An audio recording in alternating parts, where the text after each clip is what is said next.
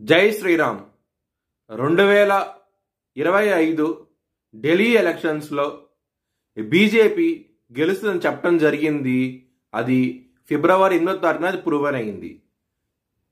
ఆ video link అనేది డిస్క్రిప్షన్లో ఇవ్వడం జరుగుతోంది. అది నిజమా కాదా అనుకుంటే కనుక మీరు ఆ వీడియో లింక్ ఓపెన్ చేసి చూడండి. 2022 నుంచి 2025 ఫిబ్రవరి వరకు మొత్తం 16 ప్రెడిక్షన్స్ అనేవి ప్రూవన్ అయ్యాయి. దానికి సంబంధించిన వీడియో లింక్స్ అనేవి కింద డిస్క్రిప్షన్లో ఇవ్వడం జరుగుతోంది. మకర రాశికి అధిపతి శని. మకర రాశిలో ఉత్తరాషాఢ 2, 3, 4 పాదాలు, ధనిష్ట 1, 2 పాదాలు మరియు శ్రవణం 4 పాదాలు ఉంటాయి. ఈ నక్షత్రం వాళ్ళందరికీ నేను చెప్పే వార ఫలితాలు వర్తిస్తాయి. ఈ వారంలో లగ్నాధిపతి అయిన శని 2వ స్థానంలో ఉన్నారు. ఏలినాటి శని ఇంకో 2 వారాల్లో వెళ్ళిపోబోతోంది. దానికి కావాల్సిన మంచి డెవలప్మెంట్స్ అనేవి ఈ వారం నుంచి స్టార్ట్ అవుతాయి.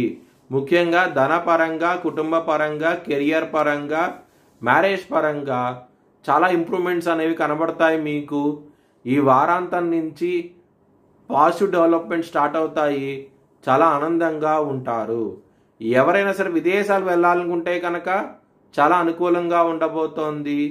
చాలా మంచి ఫలితాలు కూడా చూడబోతున్నారు. ఎవరైనా సరే జాబ్ చేంజ్ అవ్వాలనుకుంటే కనుక ఈ వారం అనేది చాలా మంచి అవకాశం. మీకు జాబ్ చేంజ్ అవుతే కనుక మంచి ప్యాకేజ్ కూడా రావడం జరుగుతుంది. చాలా ఆనందంగా ఉంటారు. ఎవరైనా సరే అప్పు ఇస్తే కనుక అది వచ్చే అవకాశాలు చాలా తక్కువగా ఉన్నాయి ఈ వారంలో. శని ఎవరికైనా జన్మ జాతకంలో కనుక బలంగా ఉంటే కనుక ఈ వారాంతంలో మంచి రాజయోగం అంటూ చూస్తారు. జాక్పాట్ లాంటివి కూడా చూస్తారు. చాలా ఆనందంగా ఉంటారు. ఎవరికైతే శని కనుక బలహీనంగా ఉంటారో వారికి మాత్రం ఈ వారాంతంలో ధన నష్టం కూడా వచ్చే అవకాశం ఎక్కువగా ఉన్నది. బుధుడు మీనరాశిలో నీచబడతారు. మీనరాశిలో బలం అంటూ తక్కువగా ఉంటుంది.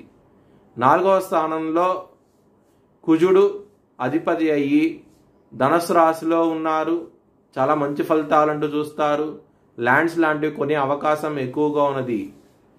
మీనరాశిలో రాహువు, సూర్యుడు, బుధుడు, శుక్రుడు ఇన్ని గ్రహాలు ఉండటం మూలంగా మీకు బంధుమిత్రుల దగ్గర నుంచి మరియు స్నేహితుల దగ్గర నుంచి మంచి ధనం రావడం జరుగుతుంది.